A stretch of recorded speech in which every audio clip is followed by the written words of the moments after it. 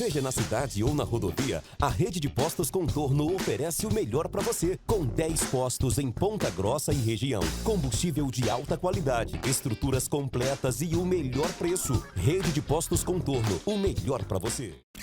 Ecocar, especializada em manutenção preventiva e revisões automotivas. Realizamos adaptação para pessoas com mobilidade reduzida, convertedora GNV autorizada, trabalhando com a mais avançada tecnologia e profissionais altamente qualificados. Somos referência na região. Venha nos fazer uma visita. Em Ponta Grossa, Avenida Visconde de Taunay, 2500 Contorno. Fone 4141 6482 ou 42 984 22 0665. Ecocar, especialistas em economia.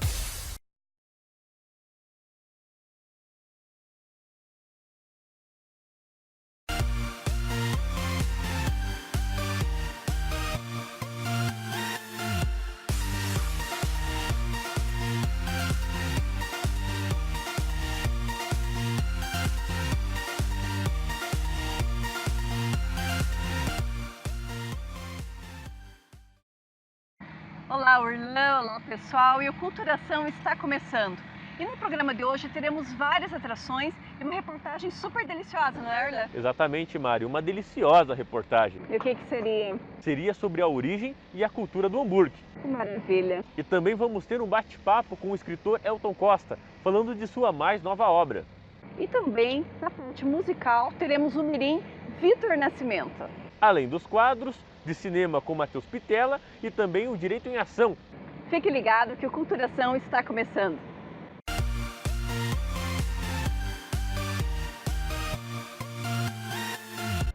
Até pode ter pessoas que não gostem, viu, Mari? Mas é muito difícil, viu? É muito difícil mesmo. Seja pela sua praticidade ou até mesmo pelo seu delicioso sabor.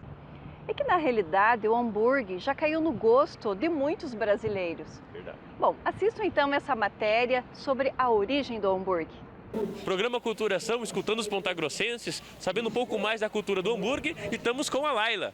Laila, você gosta muito de hambúrguer? Bastante. Com que frequência que você saboreia o hambúrguer? 2 vezes na semana, se eu puder, na verdade. Ah, tá certo. E você tem uma noção mais ou menos de onde surgiu o hambúrguer? Cara, ou é da Alemanha ou dos Estados Unidos. Eu tô em dúvida nesse sentido. Por que você acha que é uma das duas? Cara, a Alemanha porque lá eles fazem comida muito legal, né? E Estados Unidos porque eu acredito ser maior consumo de hambúrguer, né? Tá certo, muito bem.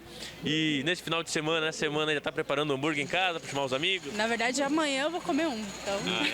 Tá tudo certo, certo. Então dá para convidar o pessoal de casa, né? Senão complica, né? Bom, vamos comer um hambúrguer. Eu vou comer um em algum lugar, vocês escolhem de vocês. Culturação está no calçadão de Ponta Grossa, perguntando aos pontagrossenses se eles têm o hábito de comer hambúrguer. E estamos com a Tawane. Tawane, você com frequência come hambúrguer?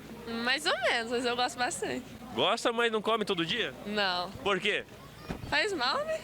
Mas é gostoso, né? É, mas nossa, uma delícia, meu Deus. Os americanos comem bastante lá. Isso, comem com bastante frequência. Mas não é Estados Unidos, pense lá. Outra dica, é da Europa. Inglaterra? É por perto, um pouquinho mais pro sul. Não. É da Alemanha, Hamburgo, cidade de Hamburgo. Ah, Alemanha.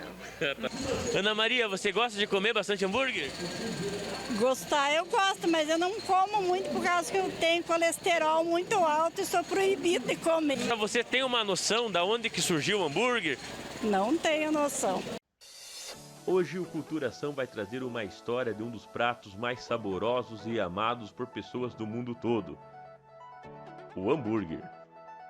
Antes mesmo de receber seu famoso nome, esses bifes diferenciados que usamos loucamente em sanduíches já existiam, mas claro que em uma versão mais rústica.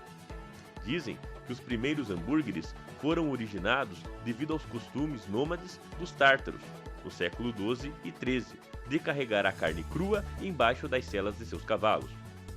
Conforme os historiadores, quando esses bárbaros paravam para comer, a carne já havia virado uma pasta, e nem por isso era desperdiçada. Mas a sensação da América só chegou aos Estados Unidos na segunda metade do século XIX. Levado por alemães que embarcavam no porto de Hamburgo, daí a carne chegou ao novo continente, com o nome de Hamburg Stick, ou seja, bife de hambúrguer, e foi primeiramente consumida em larga escala pelos marinheiros americanos. Eles costumavam colocar a carne entre 2 pedaços de pães para comer, sem precisar então parar o trabalho. Depois disso, já no século XX, foram as classes trabalhadoras, de forma geral, que acolheram a novidade. Além de baratos, menos de $1, esses alimentos eram saborosos, rápidos e práticos, da forma como o ritmo da explosão industrial do país pedia. E foi a partir dos Estados Unidos que o hambúrguer conquistou o mundo. Viu só, Mari? Uma deliciosa reportagem mesmo. Deu até água na boca. Oh, deu sim. E agora vamos para o rápido intervalo e o Culturação volta já. Antes de ir para o intervalo, fiquem com a enquete do programa de hoje. Qual gênero musical surgiu no Brasil no final da década de 50? A. Rock and roll, B. Pagode romântico, C. Bossa nova ou D. Sertanejo? A resposta vem no próximo bloco.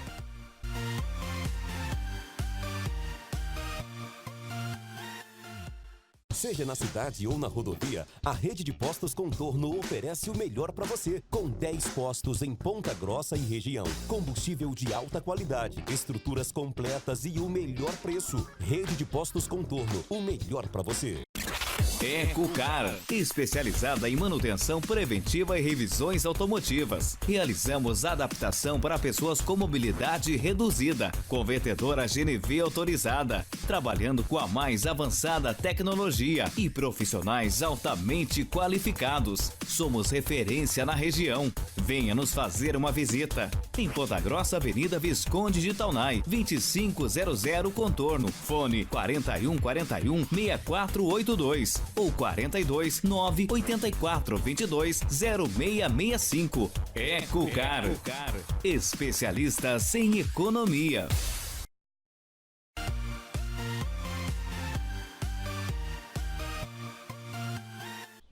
Voltamos com nossa enquete e a resposta certa é a letra C, Bossa Nova. A Bossa Nova é um gênero musical surgido no Brasil no fim da década de 50, considerado uma nova forma de tocar samba, sob influência do jazz. Foi concebido por João Gilberto, Tom Jobim, Vinícius de Moraes e jovens cantores e compositores de classe média da zona sul da cidade do Rio de Janeiro. Culturação também é informação e educação na sua televisão. Culturação, a sua melhor opção. Estamos de volta, agora você ficará com a matéria do professor e escritor Elton Costa. Hoje o Culturação tem o prazer em ter em seu estúdio o professor Elton Costa, doutor em comunicação, pós-doutor em história, divulgando a sua mais nova obra, Crônicas de Sangue, jornalistas brasileiros na Segunda Guerra Mundial. Professor Elton, seja muito bem-vindo aqui ao Culturação. Eu agradeço a oportunidade de falar um pouquinho sobre a obra. Professor, quando que começou esse seu gosto pela Segunda Guerra Mundial? Foi na escola, né? Um dos trabalhos que eu tinha no ensino fundamental era ver as datas comemorativas do mês de fevereiro. E acabou que eu caí em 21 de fevereiro, que era uma data que eu fiquei pensando, qual data ninguém vai pegar, né? Entendi. E aí eu peguei 21 de fevereiro, que era a tomada de Monte Castelo. E a partir disso eu vi que tinha acontecido uma guerra, uma Segunda Guerra Mundial, então tinha tido uma primeira, que o Brasil tinha tomado parte nela. E a partir disso comecei a pesquisar e não parei mais. E aí foi infinitas obras, infinitos aprofundamentos em estudos, né, professor? Exatamente. Depois disso daí foi no ensino médio eu aprofundei mais, né? Porque no ensino fundamental eu lia, mas não era algo em forma de estudo, era mais por conhecimento mesmo. Mas depois no ensino médio eu comecei a me dedicar um pouquinho mais. Na graduação, meu TCC foi sobre o tema, né? Eu sou graduado em jornalismo, então eu tentei trabalhar com jornalismo em Segunda Guerra Mundial. Depois disso escrevi, saindo da faculdade, com aproximadamente 20 anos, escrevi um romance baseado na Segunda Guerra Mundial. Em 2013 eu escrevi um livro sobre o assunto, né, sobre a Segunda Guerra Mundial. Qual que é a obra? Confissões do Fronte, Soldados do Mato Grosso do Sul, a Segunda Guerra Mundial. Eu sou de Mato Grosso do Sul. Então eu tentei contar a história dos que ainda estavam vivos e também dos soldados que já tinham falecido, mas que tinham algum tipo de memória a respeito com a família, um diário, enfim, para tentar colocar esses soldados dentro do contexto da Segunda Guerra Mundial. E aí, recentemente também lancei um documentário contando sobre a participação brasileira na Segunda Guerra Mundial e, por último, agora, essa que a gente vai conversar aqui hoje, que é sobre a Crônicas de Sangue, jornalistas brasileiros da Segunda Guerra Mundial, que é sobre especificamente nossa profissão. Professor, sobre a participação do Brasil na Segunda Guerra Mundial, ela foi altamente decisiva no andamento da guerra, certo? E por que nos livros de história, na educação, de modo geral, trata esse assunto de maneira muito leviana? Olha, a participação brasileira, eu diria que ela foi importante naquele contexto em que estava sendo decisiva. Acho que seria jogar responsabilidade em cima dos pracinhas. Mas, nos livros de história, a gente tem que entender a política de construção do livro didático hoje, né? Hoje são os professores que escolhem os livros didáticos. E aí, eu acho que parte muito mais do professor de história, talvez ter esse cuidado de ver alguma obra que tenha um aprofundamento maior. Mas a gente também sabe que tem muito conteúdo para pouco tempo em sala de aula. E falando da obra em si, As Crônicas de Sangue, jornalista brasileiro na Segunda Guerra Mundial, o que o leitor pode esperar a apreciar a sua obra? Bom, Crônicas de Sangue trata especificamente dos jornalistas que foram cobrir a Segunda Guerra Mundial. Foram 11 jornalistas brasileiros, eles estiveram com a tropa a partir de setembro de 45, eles já começam a chegar, né? Alguns como assessores de imprensa do governo, outros como jornais comerciais.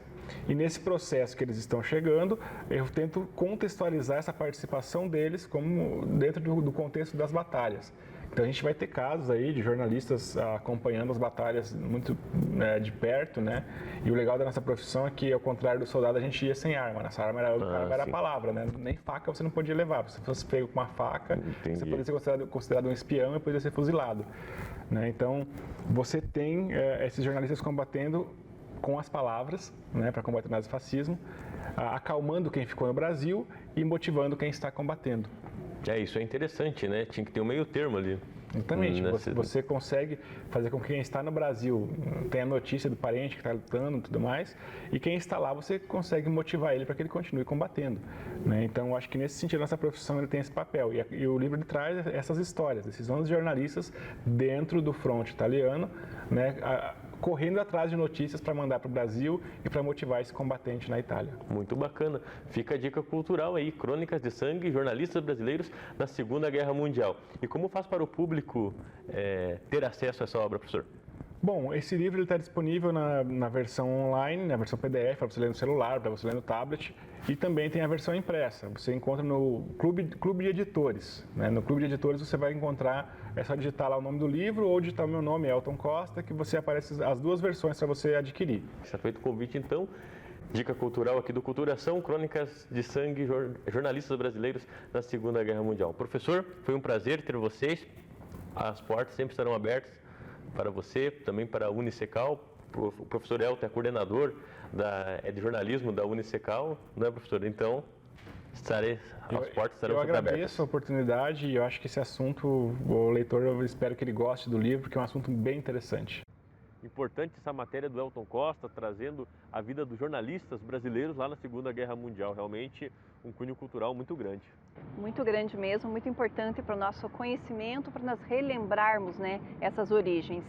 E agora você ficará por conta da música com o cantor mirim Vitor Nascimento.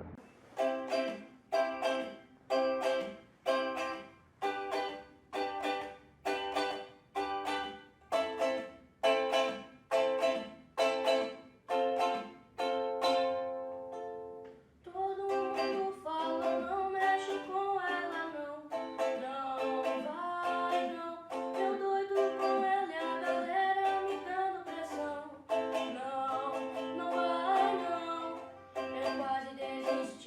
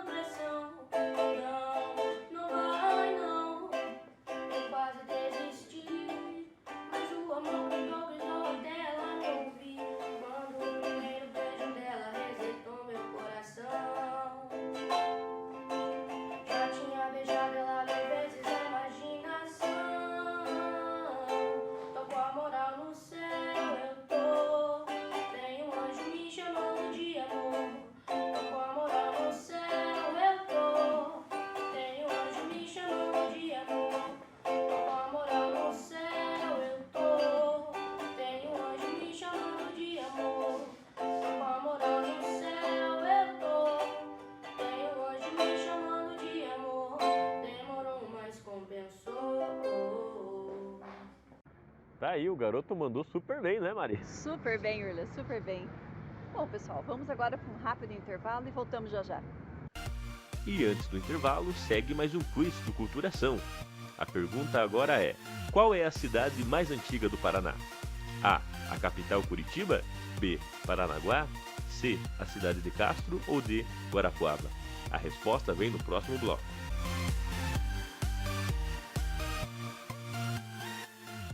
Seja na cidade ou na rodovia, a rede de postos Contorno oferece o melhor para você. Com 10 postos em Ponta Grossa e região. Combustível de alta qualidade, estruturas completas e o melhor preço. Rede de postos Contorno, o melhor para você.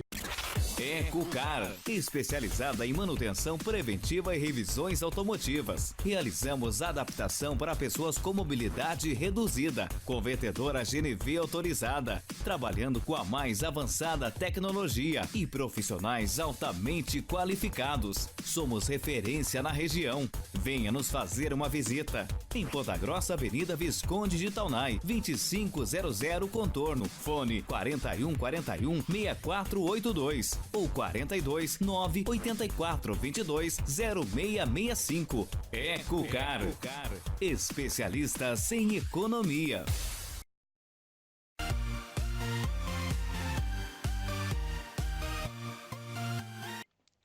Voltamos com o quiz e a resposta correta é a letra B, Paranaguá. Embora tivesse regiões do Paraná habitadas por diversos povos indígenas antes da chegada dos europeus, o primeiro núcleo de povoamento registrado na Carta Régia, documento oficial do monarca português, foi a atual região de Paranaguá, no ano de 1648. Sendo assim, a cidade litorânea paranaense, com 371 anos, é considerada por muitos historiadores a cidade mais antiga do Paraná. Culturação também é educação. Culturação, a sua melhor opção. Estamos de volta. E fique com a dica de cinema com ele, Matheus Pitella. Fala galera que se liga no Culturação! Estamos diretamente dos estúdios da Unicecal com mais dicas de cinema. Confira agora alguns lançamentos do mês de agosto. Após estrear no Festival de Cannes, o 9º filme do renomado diretor Quentin Tarantino, Era Uma Vez em Hollywood, chegou ao Brasil em 15 de agosto. Estrelado por Leonardo DiCaprio, Brad Pitt e Margot Robbie, a trama acompanha o ator esquecido Rick Dalton e seu dublê, Cliff Booth, que buscam manter a fama numa Hollywood cada vez mais volátil. Você não vai perder esse filmaço, né? Então corre já pro cinema. No próximo dia 22 de agosto, o terror toma conta das telonas, com Brinquedo Assassino. O filme é um reboot de Brinquedo Assassino de 1989, produzido por David Kattensberg e Seth Grahame-Smith, responsáveis pelo filme It, a Coisa, dando um novo recomeço à série de filmes do boneco assassino Chuck. E para os fãs de um bom drama, o francês Um Amor Impossível chega aos cinemas também no dia 22. A história se passa na década de 50 e conta a complicada história de Rachel e Felipe, um casal de classes sociais diferentes que promete muita emoção para o público. E a dica de filme de hoje fica por conta da Lista de Schindler, o filme do grande diretor Steven Spielberg, de 1993. Conta a história do alemão Oskar Schindler, que viu na mão de obra judia uma solução barata e viável para lucrar com os negócios durante a guerra. O que poderia parecer uma atitude de um homem não muito bondoso transformou-se em um dos maiores casos de amor à vida da história, pois este alemão abdicou de toda a sua fortuna para salvar a vida de mais de 1000 judeus em plena luta contra o extermínio alemão. Com certeza um excelente filme que vale muito a pena assistir. E o Dicas de Cinema de hoje fica por aqui. Nos encontramos na semana que vem com mais novidades para vocês. Até lá! E agora vamos acompanhar o quadro Direito em Ação. Olá pessoal, tudo bem? Deixa eu me apresentar, eu sou o Dr. Diego Alberto Georgio Angulo Sanches, sou advogado e venho discorrer rapidamente a respeito de uma lei de interesse da classe jovem, o Estatuto da Juventude. Você já ouviu falar sobre a Lei 12.582/2013? Essa lei foi aprovada no ano 2013 com o intuito de garantir os direitos da classe jovem e a promoção desses direitos pelo Estado brasileiro.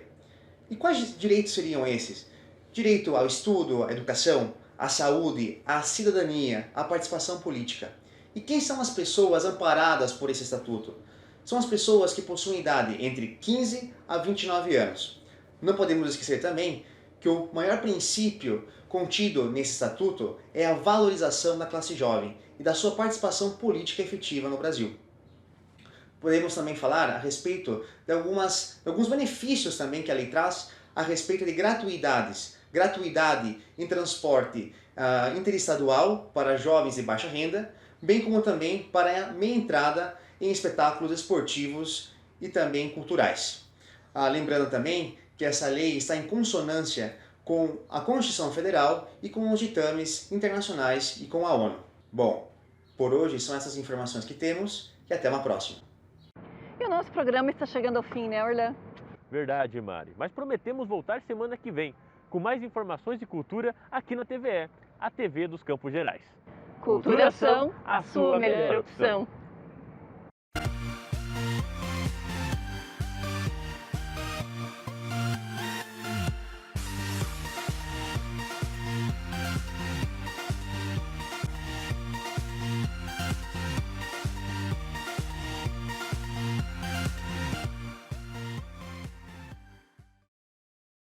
Seja na cidade ou na rodovia, a rede de postos Contorno oferece o melhor para você. Com 10 postos em Ponta Grossa e região. Combustível de alta qualidade, estruturas completas e o melhor preço. Rede de postos Contorno, o melhor para você.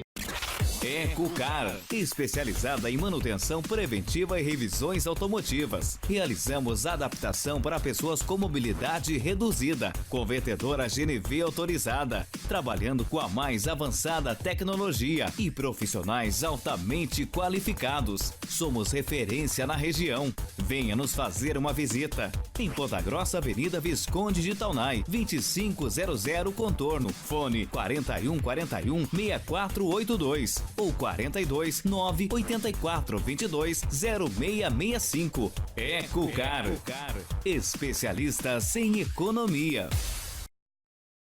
Fala, galera! E aí, curtiram o nosso programa? Não esqueçam que o programa e as matérias estão disponíveis nas nossas redes sociais, nas diversas plataformas, como no Facebook, Instagram e YouTube. Também nas redes sociais, estamos acompanhando e cobrindo os eventos culturais de Ponta Grossa e da região dos Campos Gerais. Nos acompanhem, deixem lá seus comentários, sugestões de pauta e também suas críticas. A equipe Culturação deseja a todos uma boa noite.